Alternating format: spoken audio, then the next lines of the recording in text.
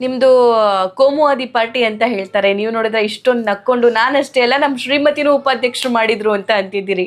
ಏನ್ ಕತೆ ಅದು? ಅದು ಇಲ್ಲಿಗೆ ಅನ್ವಯಿಸಲ್ವಾ?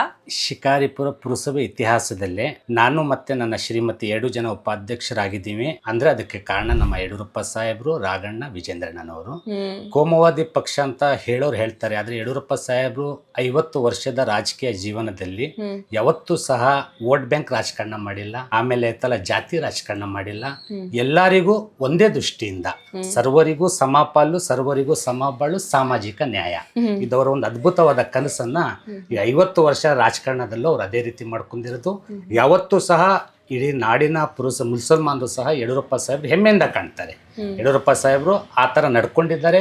ಅವರಿಗೆ ನಮ್ಮ ಸಮಾಜ, ಇಡೀ ಸಮಾಜವನ್ನು ನಾವು ಗೌರವದಿಂದನೇ ಕಾಣ್ತೀವಿ. ಯಡಿಯೂರಪ್ಪ ಸಾಹೇಬ್ರಂತ ಅದ್ಭುತವಾದ ವ್ಯಕ್ತಿ, ಅದು ಬಹಳ ದೊಡ್ಡ ಶಕ್ತಿ ಅಂತ ನಾಯಕರಿಗೆ ಮುಂದೆ ನಾವು ಕಾಣ್ತೀವಿ ಅಲ್ಲೋ ಗೊತ್ತಿಲ್ಲ. ಹಾಗಾಗಿ ಅವರು ಇರೋ ಮಟ್ಟ ಇನ್ನೂ 10 ವರ್ಷ ನಮ್ಮ ಎದುರುಗಡೆ ಆರೋಗ್ಯವಾಗಿ ಇರಬೇಕು ಅಂತ ನಾವು ಅಲ್ಲನ ಹತ್ರ ಬೇಡ್ಕೊಡ್ತೀವಿ.